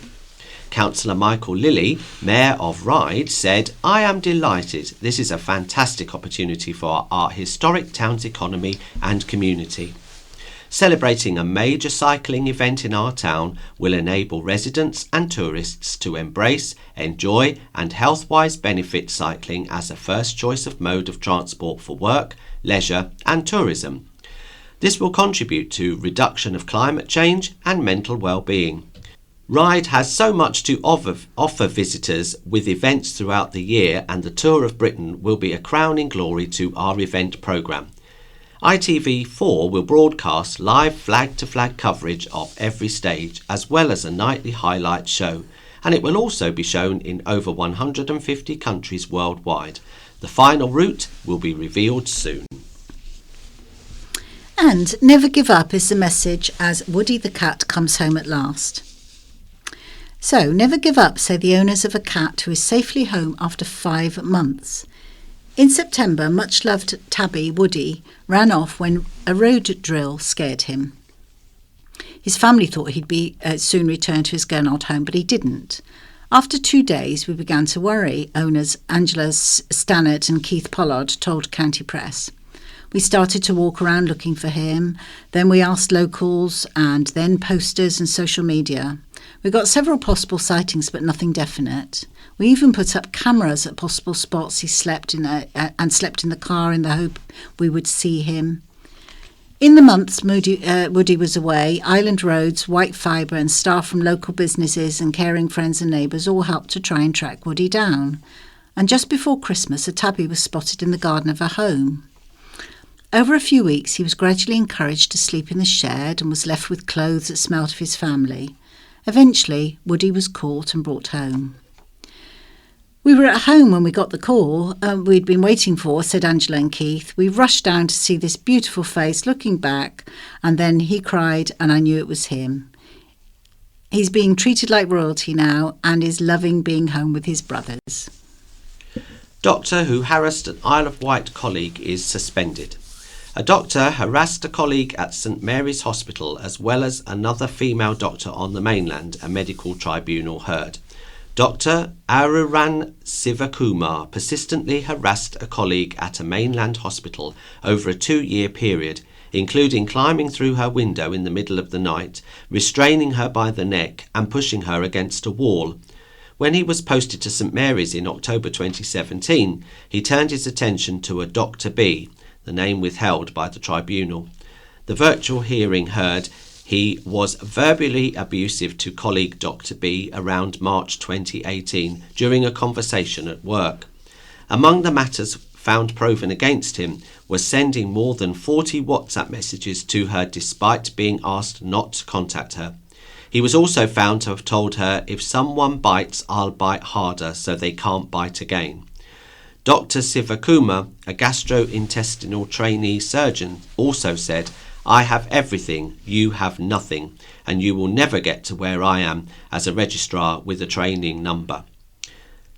The tribunal found he behaved inappropriately and or unprofessionally toward Dr. B, and when working with her in a senior capacity to her, he sent her text messages about when he and Dr. B had been in an intimate relationship.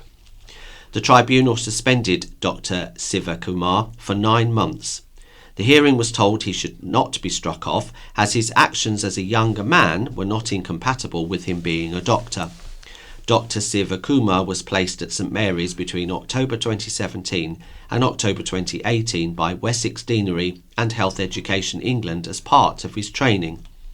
A spokesman for the Isle of Wight NHS Trust said, "We take all reports of bullying or harassment extremely seriously and encourage our colleagues to speak up if they see or experience anything that falls short of the standards we expect, the values we share." Swift safeguarding action was taken in respect of this individual once an allegation was made. An investigation was undertaken and information was shared promptly with the appropriate authorities. And the Isle of Wight's most wanted drug dealer has been sentenced at last and is behind bars. An article by Alan Marriott. A Shanklin man who for 5 years was one of the island's most wanted men has been jailed in connection with a £2 million drugs haul set for 2016's Festival weekend.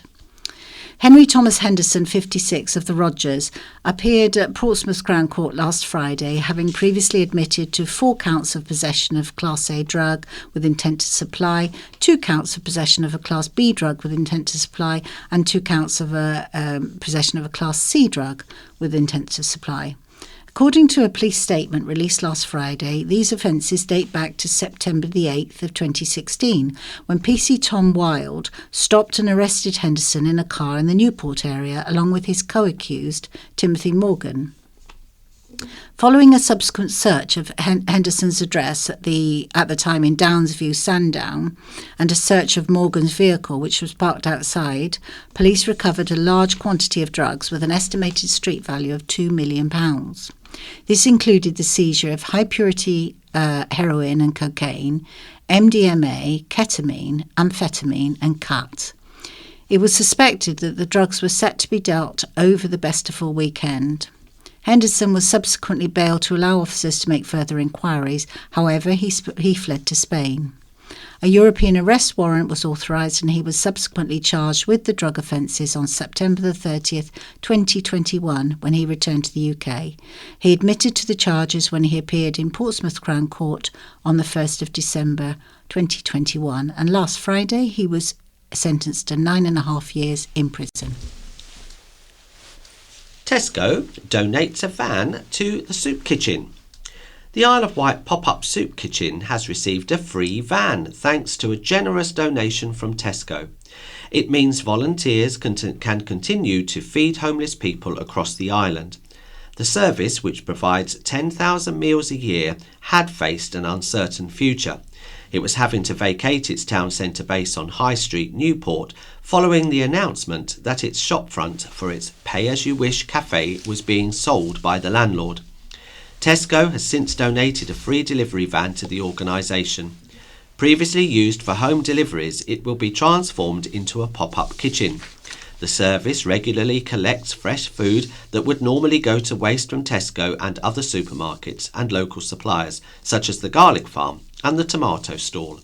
The food collected is then used to cook soups and other nutritious meals, which are then distributed to homeless people on the island.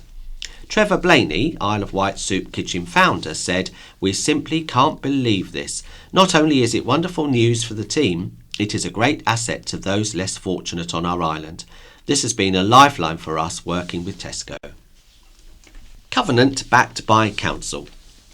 A move to make sure veterans of the armed forces and their families are treated with fairness and respect has been unanimously agreed by Ryde Town Council with the adoption of the Armed Forces Covenant. Ryde Town Council is also signing up to the Defence Employer Recognition Scheme. The Armed Forces Covenant motion was brought by former soldier and Isle of Wight Council's Armed Forces champion, Councillor Ian Daw, and was supported by Councillor Charles Chapman, President of the Royal British Legion in Ryde. It went through unanimously following the launch of a social hub in the town in November. Councillor Dawes said, "I am chuffed to the naffy breaks that we the first on the island as a town council to sign on the dotted line. For all town and parish councils, it's the right thing to do, as it's about ethical employment and good HR practice as much as anything. It is accepting the role of the armed forces essential in our day-to-day life.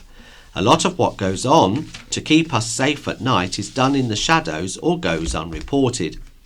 For those that carry out such tasks, there is great sacrifice for them and their families. Forces personnel need to know that when they leave, we have them squared away, treated equally, with no discrimination. Aside from the benefits this brings to Wight Town Council itself, to those individuals we are saying, yes, we have your back."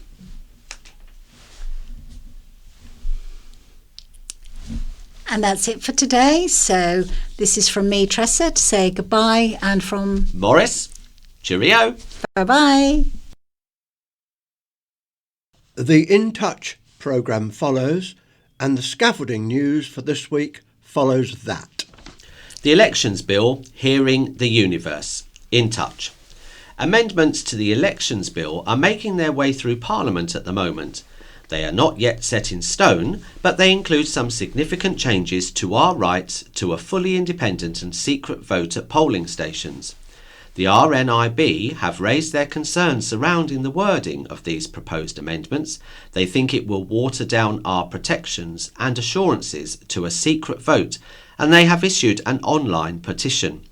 We speak to the chair of the RNIB, Anna Tyler, and also to Rachel Andrews, who initiated and won a High Court ruling that the current accessibility provisions for blind and partially sighted people at polling stations is unlawful. A new educational astronomy project called Audio Universe has been launched by the Universities of Newcastle and Portsmouth. It's a guided tour of our galaxy, and its aim is to allow people full access to the wonders of the universe and to encourage visually impaired people to become keen amateur astronomers or even contemplate a career in astronomy. They've done this by turning the light from objects in space into sounds so that blind and partially sighted people can hear spatially where different planets and stars are located within our galaxy. We hear some of the project, we speak to two youngsters who have experienced the audio universe, and also to blind astronomer Dr. Nick Bonn, who is also the expert tour guide in the project. We also speak to Rachel Lambert, a teacher for visually impaired children and the spaceship's captain. The music in the project is by Dr. Lee Harrison. The sound design is by Dr. Chris Harrison of Newcastle University and Dr. James Trayford of the University of Portsmouth. The presenter is Peter White, the producer is Beth Hemmings, and the production coordinator is Liz Poole. BBC Sounds. Music, radio, podcasts. Good evening. Tonight, most would-be astronomers, professional and amateur, use their eyes, plus highly sophisticated equipment, to appreciate the immensity of the universe. But how do those of us with little or no sight get to enjoy it too? Well, astronomers from the Universities of Newcastle and Portsmouth have turned the light from objects in space into sounds as part of an educational tour of the universe.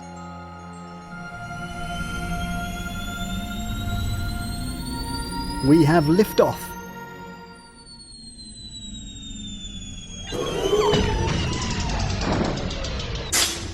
But we're down to earth with a bump for our first item. Our right to a secret and independent election vote at polling stations could be in danger of sinking into its own black hole. What seemed to be going in the right direction, with a High Court judge describing the current arrangements for blind and partially sighted people to vote as being a parody of the electoral process, and with the RNIB introducing an audio aid to enable us to identify where to vote for the candidate of our choice without sighted help, we seemed for the first time to be close to a solution to this long-running problem. But now the RNIB fears that the elections bill currently going through Parliament is far from guaranteeing that right to an independent and secret vote. Well, the chair of the RNIB, Anna Tyler, joins us. Anna, first of all, what is it in this bill which you say weakens our voting rights?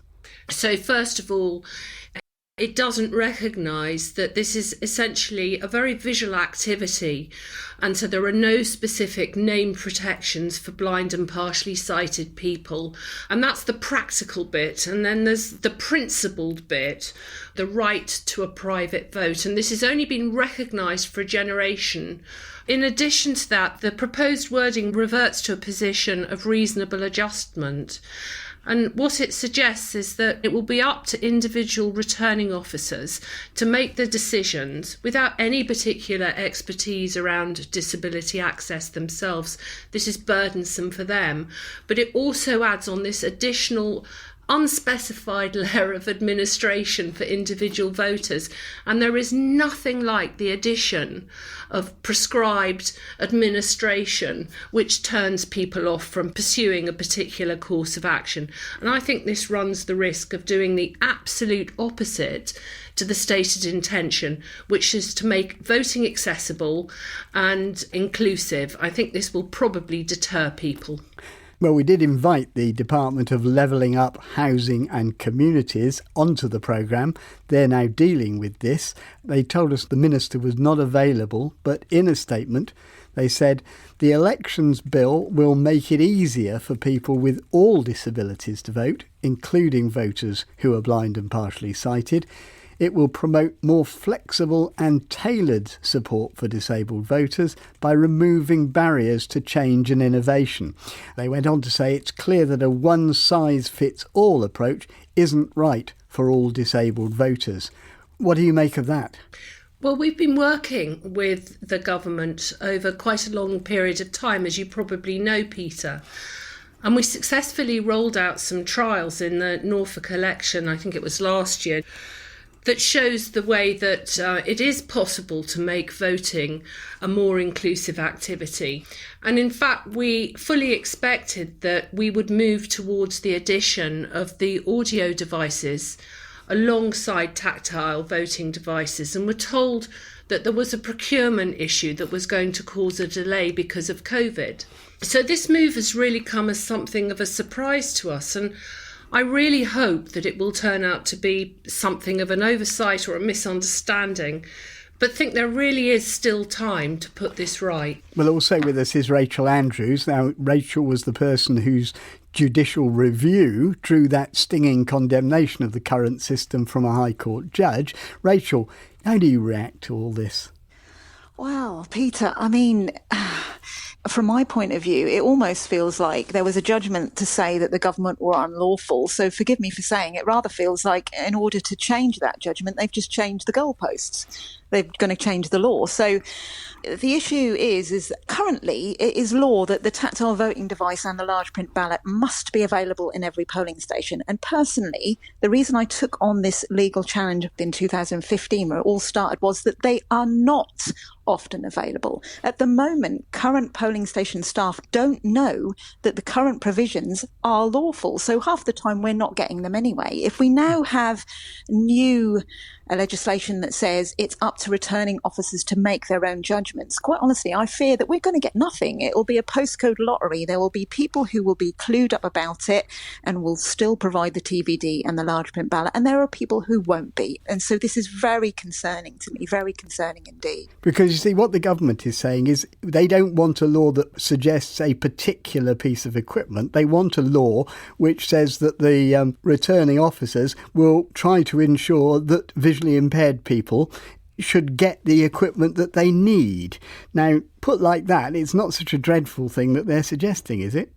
No, it isn't. But the thing of it is that the RNIB, as Anna have just said, have worked with the government for many, many years on trying to get a solution. At the moment, they have no perfect solution. There is an audio device out there that's been trialled, which I've used myself, which is fantastic for telling us who we're voting for. But there is no solution at the moment that tells us where we put our mark, because it's an absolutely visual process. So if they're going to say, well, let's not prescribe a certain device, we may well get nothing. It needs to change from the ground up. There needs to be alternative methods, not just a ballot paper, not just a purely visual method of doing this.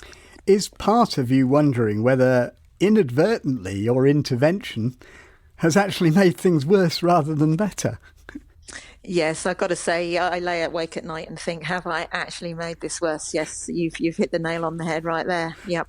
But obviously unintentionally, because this is the last thing you would have expected to have happened. Well, yeah, absolutely. But unfortunately, you assume that a judgment is going to be actioned, and then you find that maybe that's not the way after all. Let me just go back to Anna at the end. What now? What is the RNIB intending to do next? The door is very firmly open, Peter, so we absolutely invite government to continue talking to us so that we can help explain our position. In addition to that, we'll continue to talking to all those engaged parties, including our disability partners. We last week launched an online petition, which when I looked this morning had 3,000 or so signatures. If you go to Google and type in RNIB voting petition, up it will pop. So please do lend your support to that for anyone who's listening. Anna Tyler, Rachel Andrews, thank you both very much indeed. Now, here's a conundrum. If you can hardly see your hand in front of your face, like me, how are you going to appreciate stars and other celestial bodies millions of miles away? Well, no problem. It's all been turned into sound. Now, this is designed to represent the light of the sun, while this, that's the sound representing Uranus. Now, the idea is that different musical notes represent different stars and planets. Now, those sounds were taken from a new educational astronomy project by the universities of Newcastle and Portsmouth. It's called Audio Universe, and it's a guided tour of our galaxy, and its aim is to allow people full access to the wonders of the universe and encouraging visually impaired people to become keen amateur astronomers or even contemplate a career in astronomy. And if you think that's unlikely, well, this project's expert tour guide is Dr. Nick Bond, a visually impaired professional astronomer from Portsmouth University, working alongside teacher of visually impaired children and doubling as spaceship captain for this particular project, Rachel Lambert. Now it is time to leave the Earth. We will take off and study our planet from above. Hold tight. Here we go.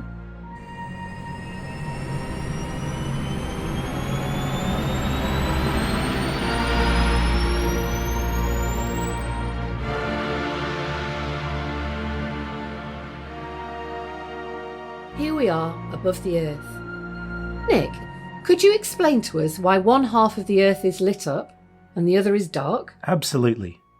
You will hear the sun is off to our left. The sun is millions of kilometres away, but so bright and hot that we can feel its heat.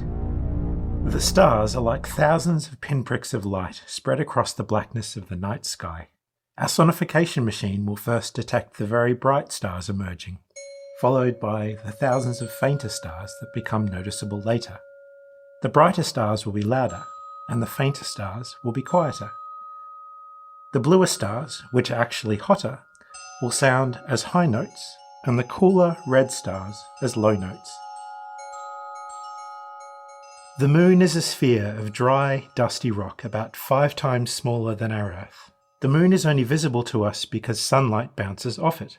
Let's select a piccolo to convert this light into sound. I'll retune.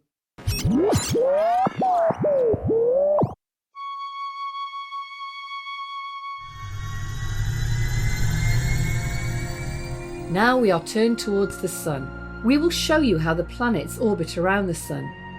The planets closer to the sun go around much faster. Mercury only takes 88 Earth days for one orbit. but Neptune takes 165 Earth years. We will speed up time considerably so that we can listen to all of the planets go round the Sun.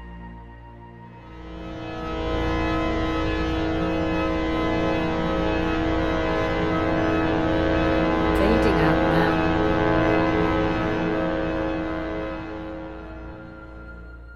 now. Wow, our solar system is an amazing place.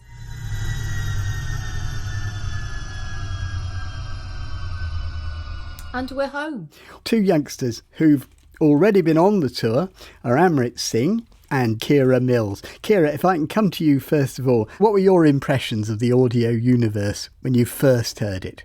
Well, before I went, I thought that planets and stars and space was all for sighted people, but when I went there, it almost proved me wrong. And I then thought, oh wow, anything is accessible. And it was really good because usually when you go to a planetarium or something like that, it's often very visual and I'm like, what's going on? One thing that I liked about it was all the sights and things were turned into sound for me, and that was really helpful because I pick up sound better than I do sight, obviously. Any thoughts of studying this any further now you've been introduced to it? So one of my passions is actually music, which is quite helpful for this. So it can be science that I turn into music, but it could just be any subject, because when I'm older, I want to sort of help VI people understand the world around them, whether that be science, history, I don't know, any subject. Any subject. Let me bring in Amrit Singh. Now, you were actually involved in the development of this project. What was your role? Tell me a bit about what you did. I was chief advisor, so I helped with the sound and decide which sound matched to the description of where the stars appearing in the sky, and also a little bit of the script. And Amrit, Kira's already said perhaps she leans a bit more to the music than to the astronomy, but is this something you could imagine doing more of, if not as a professional, then, you know, as an amateur enthusiast? Well, people who are sighted can look out of a telescope and tell us what's going on. But for us who are blind, then we don't know what's going on in space.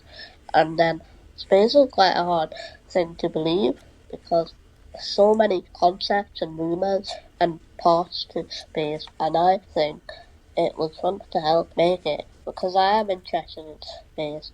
But I'm also enjoyed providing sounds and helping to think about how we're going to display this to people who are blind to help them understand it. Let's bring in Nick and Rachel. This project uses a specially designed computer code called, if I can get this mouthful out, Sonification Tools Resources for Astronomers Using Sound Synthesis, or Strauss for short. So let's stick to Strauss, shall we? It represents real astronomical data through sound. Nick, you use sound in your work as an astronomer. Is it the same thing? Can it really tell you as much? I know for me in particular, spatial stuff, I find sound is really, really effective. So if I can hear something moving, if I can hear two things moving together or moving around each other, I can build up a much better, I guess the right phrase here is mental image of what's actually going on in that interaction, in that movement. Sound is also really, really effective. If we have signals coming from things, turning that into sound is obviously a really, really powerful way of being able to sort of hear those signals instead of seeing them. And of course, there's a difference in a way between sound and music. I mean, you could have used all kind of different sounds. Why did you choose music? So James Trayford, who wrote this software, one of the researchers at Portsmouth, and Chris Harrison, who directed the show at the University of Newcastle, they both decided really, really early on, and through talking to Amrit as well, that it was important to use sounds that would be familiar to the listener. So we started off with really spacey sounds that were quite fanciful, quite different. What we were finding, though, is that those were actually quite distracting, whereas actually relying on instruments that people had probably heard before, it was a lot easier to get on and actually start working out what those sounds were telling us rather than stopping and going, hey, what is that noise? That's not for me. To me, it's not something I'm used to sort of hearing. Let me bring in Rachel, because as well as being the spaceship captain, you are a teacher. So how effective do you think it is as a teaching tool? I think it is effective. I think this is just the beginning as well. It's probably worth pointing out that we are actually going to carry on and develop lots of resources that won't be teaching space as a separate add-on for young people with visual impairment, but that they can be taught alongside their sighted peers quite happily. I think space is an abstract concept anyway for most children, let alone those who have a visual impairment. And I think the sound can explain things like orbit, can explain how the stars come out in the sky. There's that beautiful part in the tour where all the stars come out when we're in the observatory. And I think fun helps people learn anyway. I just want to ask you and Nick one more question, and it is that one about, is it really practical to talk about this in terms of a job? I mean, I know Nick has done it and we've talked to him before on the programme about that. But I mean, how practical is it? Kira and Amrit have showed their enthusiasm, but is it something that you could actually develop as a career? It's still not easy, I guess, to be an astronomer if you're somebody with a vision impairment, but I think there are lots of groups around the world now who are starting to look at ways that we can talk about astronomy using less traditional visuals, so using more sound, using tactile graphics, using things like that. I think as more and more astronomers start to do that, it's just going to make the subject more accessible for everybody. But it's something that's happening. And like any cultural shift, it'll take time. But there's a lot of passion. There are a lot of people who care about this a lot and who are working on this kind of thing. If I may be so bold as to suggest, it's not just about astronomy as a career, but it's about breaking down those barriers and being aspirational to show young people that actually, with determination, there should be no barriers to be whatever you want to be. And if space is what you want to study and explore further and learn about more, then you should be able to have access to be able to do that. And hopefully this project is just going a little way part to show that to our young people. Well, Rachel Lambert, captain of the ship, Dr. Nick Bond, Kira and Amrit, thank you all very much indeed and see you in space. And that's all for today. As always, we want to hear about your experiences and perhaps any concerns. You can email in touch at bbc.co.uk. You can leave voice messages on 0161 836 1338. From me, Peter Wight, and producer Beth Hemmings, goodbye. Scaffolding and Skips News, week commencing the 14th of February. In the Ryde area, the Star Pub, 40 High Street, Ryde Jewellers, 18 High Street, Warren Boats, Blewett Avenue in Seaview. Skips, Buccaneers, Ferry Road, Seaview. Outside Ducey View, Sherburne Street, Bembridge. The Freshwater area, Double Dragon, 7 Tennyson Road. Newport area, Guildhall High Street. The Old Mill, St Cross Lane. The Man in the Moon, 16 to 17 St James Street. Newport Minster, St Thomas Square. And 54 High Street, Carisbrooke. Cowes area, Jersey Cottage, Market Hill with Sun Hill. The Old NatWest Bank, 104 High Street. Skips are 31 Pelham Road in the Cowes area and East Cowes area, Co-op, York Road.